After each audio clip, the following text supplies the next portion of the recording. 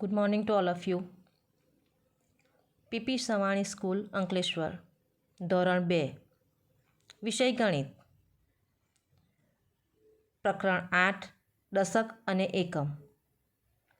વિદ્યાર્થી મિત્રો, આજે આપણે ગણિતમાં દશક અને એકમનો ખ્યાલ મેળવીશું. બરાબર?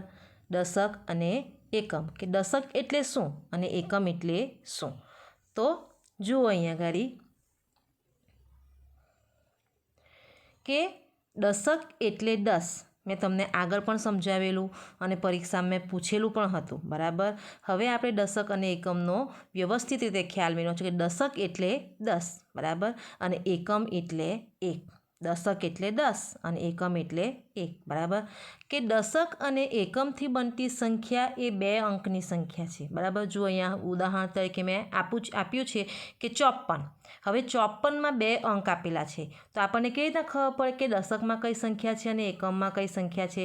તો જુઓ, અહીં ગઈ મેં તમને એરો કરીને બતાવ્યું છે કે 4 એ છે જે એકમના સ્થાનમાં છે અને 5 જે છે 5 એ દશકના સ્થાનમાં છે. બરાબર? જુઓ, અહીં 54માં જમણી બાજુની જે સંખ્યા છે એ 4 અંક છે. જમણી બાજુ 4 અંક છે એ એકમના સ્થાન ઉપર છે અને જે ડાબી બાજુ છે એ દશકના સ્થાન ઉપર છે.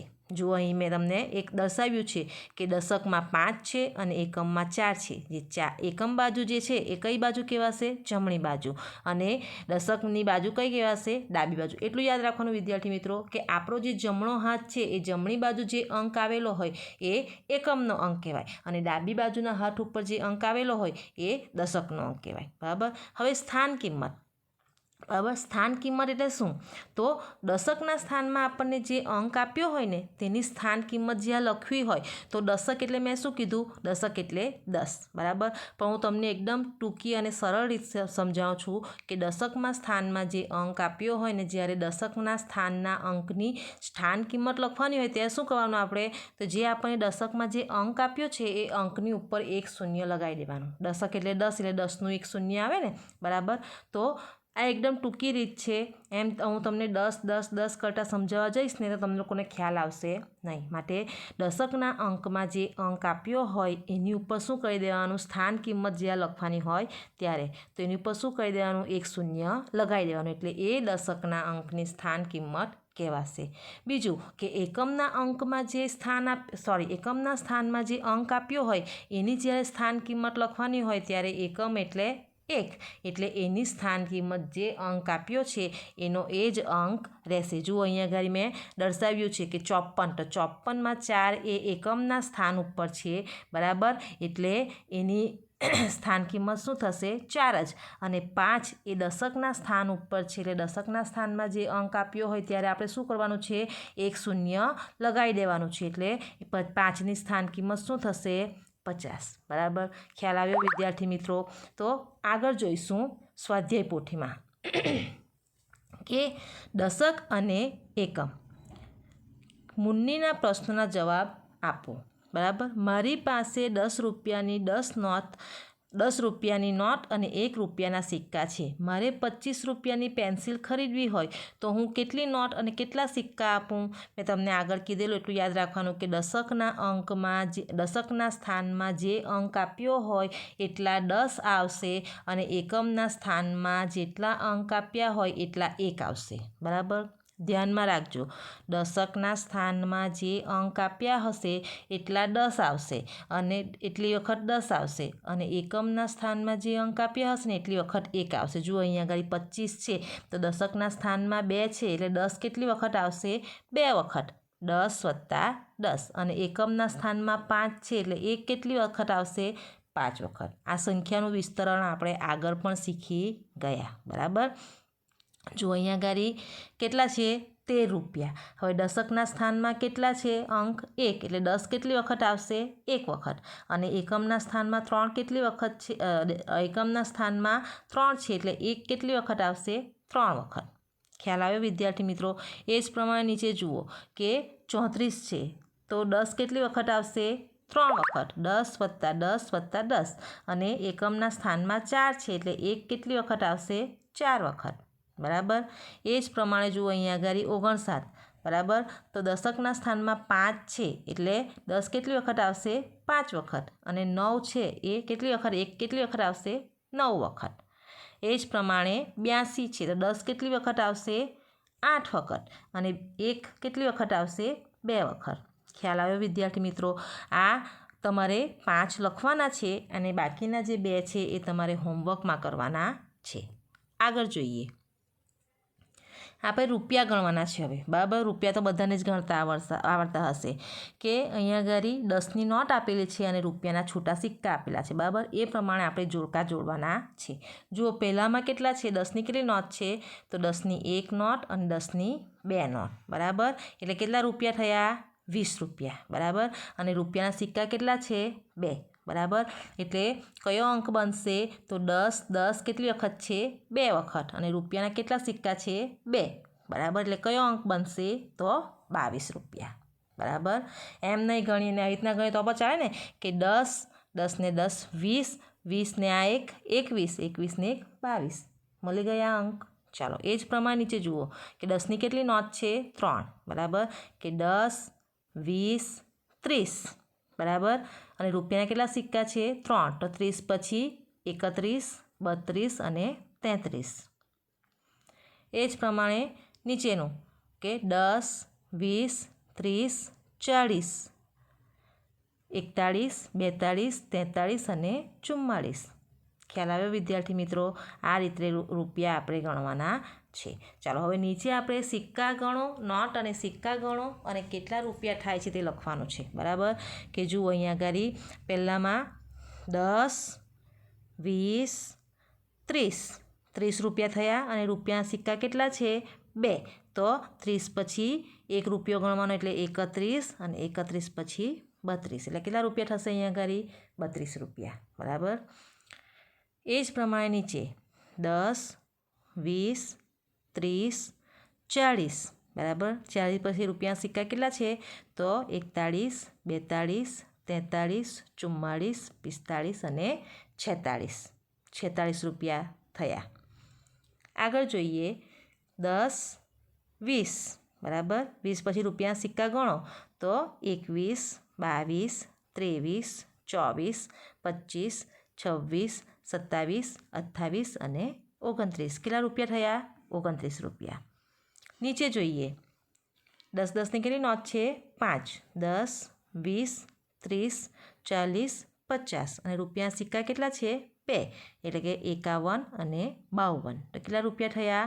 52 રૂપિયા. તો વિદ્યાર્થી મિત્રો આ રીતે આપણે નોટ અને સિક્કા ગણીને કેટલા રૂપિયા થાય છે તે લખવાના છે. નીચેના જે 3 છે એ તમારે હોમવર્કમાં જાતે પ્રેક્ટિસ કરવાની છે.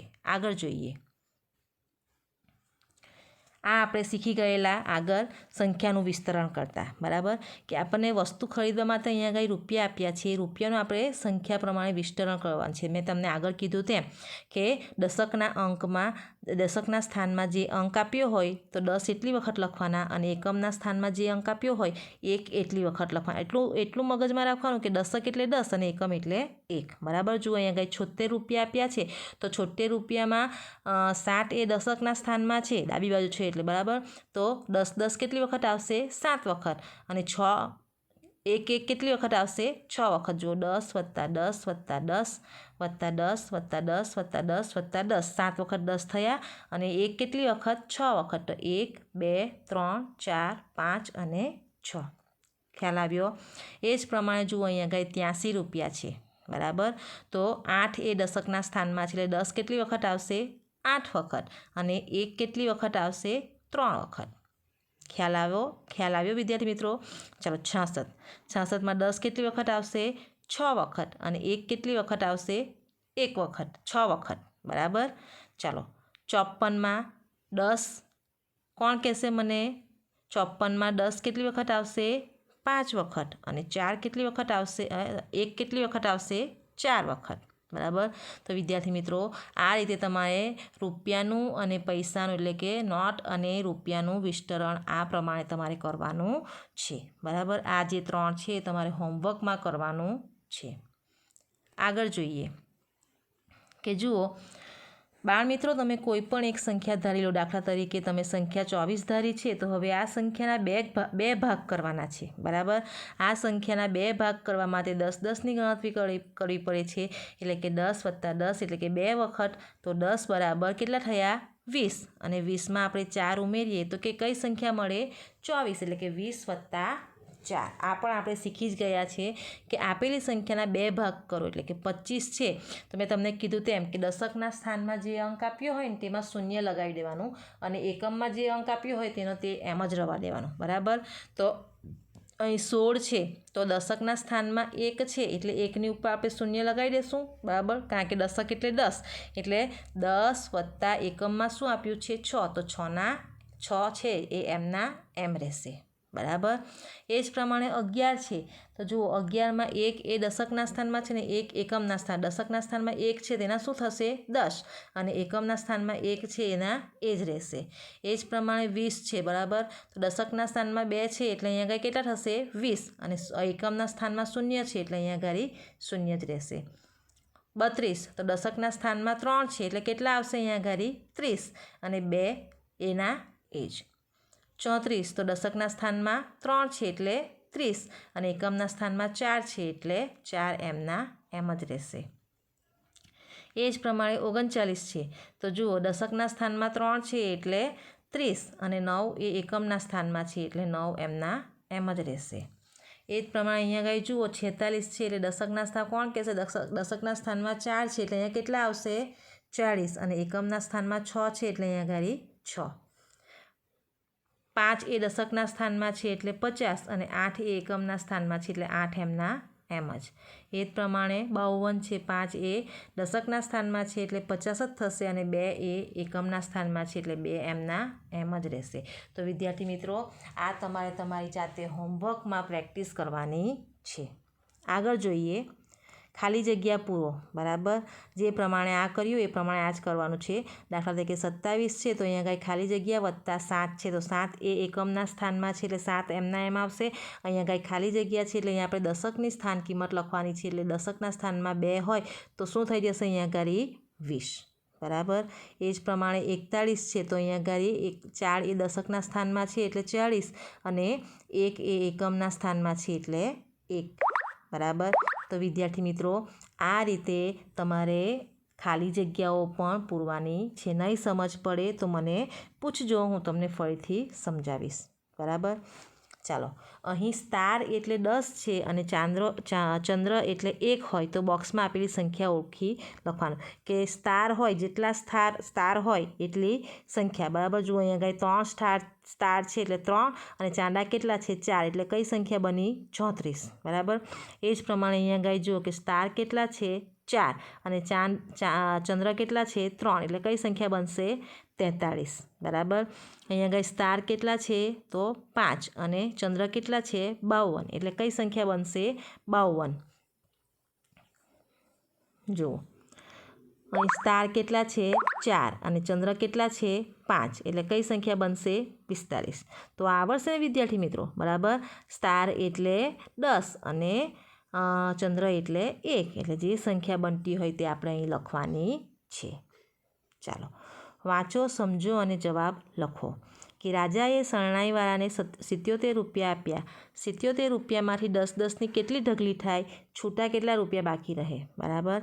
મેં તમને કીધું તેમ 10-10ની ઢગલી કરવાની છે. એટલે 7 એ દશકમાં છે ને 7 એ એકમમાં છે, તો કેટલી ઢગલી બનશે? દશકમાં 7 છે એટલે ઢગલી કેટલી બનશે? 7. અને એકમમાં 7 છે એટલે એટલા છૂટા બાકી રહેશે. બરાબર. એ જ પ્રમાણે 80 છે. બરાબર. તો ઢગલી કેટલી બનશે? દશકમાં કેટલા છે? 8. એટલે કે 10-10ની 8 ઢગલી બનશે. અને છૂટા કેટલા રહેશે? એકમમાં કેટલા છે? 0. એટલે 0 રૂપિયા છૂટા બાકી રહેશે. બરાબર. ત્રીજું, 10-10 વિદ્યાર્થીઓની 5 ટુકડી બનાવી અને 3 વિદ્યાર્થીઓ બીજા છે, તો કુલ કેટલા વિદ્યાર્થી થશે? તો દશકના સ્થાનમાં કેટલા આવશે? 5. અને એકમના સ્થાનમાં 3. એટલે કઈ સંખ્યા બનશે? તો 53 વિદ્યાર્થીઓ હશે. બરાબર. ચોથું, 35 ફૂલમાંથી 10-10ની ફૂલની કેટલી માળા બને? તો 10-10ની કેટલી ફૂલની માળા બનશે? દશકમાં જે અંક આપ્યો હોય એટલી માળા બને. દશકના સ્થાનમાં કયો અંક છે? 3. તો 10-10ની 3 માળા બનશે. અને છૂટા ફૂલ કેટલા વધશે? તો 5. વિદ્યાર્થી મિત્રો, આમાં તમને દશક અને એકમ જ કમ્પ્લીટ આવડતા હોવા જોઈએ તો તમને બધું જ એકદમ ક્લિયર થશે. બરાબર. ચાલો, 26 વિદ્યાર્થીઓ છે. બરાબર. તો 10-10ની કેટલી ટીમ બનશે? તો 26 છે. બરાબર. તો દશકના સ્થાનમાં 2 છે એટલે 10-10ની કેટલી ટીમ બનશે? 2. અને છૂટા કેટલા હશે? તો 6. બરાબર. એ જ પ્રમાણે 38 છે તો 10-10ના કેટલી ટીમ બનશે? 3. અને છૂટા કેટલા રહેશે? 8. એ જ પ્રમાણે 10-10ની 4 અને છૂટા કેટલા રહેશે? 5. બરાબર. 52 છે તો 10-10ની કેટલી ટીમ બનશે? 5. અને છૂટા કેટલા રહેશે? 2. 14 છે તો 10-10ની કેટલી ટીમ બનશે? 1. અને છૂટા કેટલા રહેશે? 4. ખ્યાલ આવ્યો વિદ્યાર્થી મિત્રો? ચાલો, હવે ખાલી જગ્યા પૂરો કે 10-10ના 7 જૂથ એટલે ખાલી જગ્યા સંખ્યા બને 7 કે 70? તો 70. ખાલી જગ્યાના 5 જૂથ એટલે 50. તો 10ના આપણે 5 જૂથ બનાવીએ તો 50 થાય ને. 5ના જૂથ બનાવીએ તો 50 થાય નહીં. બરાબર. ત્રીજું, 10 રૂપિયાની 2 નોટ અને 1 રૂપિયાનો 1 સિક્કો એટલે કેટલા થશે? તો 10 રૂપિયાની 2 નોટ એટલે 2 દશકમાં અને 1 રૂપિયાનો 1 સિક્કો એટલે એકમમાં 21 રૂપિયા. ચોથું, 33 ફૂલમાંથી 10-10ની કેટલી માળા બને? તો દશકના સ્થાનમાં કેટલા છે? 3. તો 10-10ની કેટલી માળા બનશે? 3 માળા બને. પાંચમું, 47 બરાબર 40 વત્તા 40 એટલે દશકના સ્થાનમાં 4 છે એટલે અહીંયા આગળ 40 અને એકમના સ્થાનમાં 7 છે એટલે અહીંયા આગળ કેટલા આવશે? 7. બરાબર. ખરા ખોટા? 10-10ની 9 ટીમ બનાવવા માટે 90 વિદ્યાર્થીઓ જોઈએ. સાચું. એક રમકડાના 10 રૂપિયા હોય તો 5 રમકડાના 40 રૂપિયા થાય. સાચું કે ખોટું? ખોટું. કેટલા રૂપિયા થાય? 50 રૂપિયા થાય. બરાબર. 10-10ના 5 રમકડા હોય તો 50 રૂપિયા થાય. 20 રૂપિયાના બીજા 6 રૂપિયા ઉમેરીએ તો 28 રૂપિયા થાય. સાચું? ખોટું. 20 રૂપિયામાં આપણે બીજા 6 ઉમેરીએ તો 26 રૂપિયા થાય. ચોથું, 100 એટલે 10-10ના 10 જૂથ. સાચું. 82 બરાબર 20 વત્તા 8. સાચું કે ખોટું? ખોટું. તો શું આવશે અહીંયા આગળ? 82 બરાબર શું આવશે? 80 વત્તા 2. તો વિદ્યાર્થી મિત્રો, અહીં આપણું પ્રકરણ દશક અને એકમ પૂરું થાય છે. બરાબર. તમને જ્યાં નહીં સમજ પડી હોય ત્યાં તમે મને ઓનલાઈન ક્લાસમાં પૂછી શકો છો. હું તમને ફરીથી સમજાવીશ. Thank you.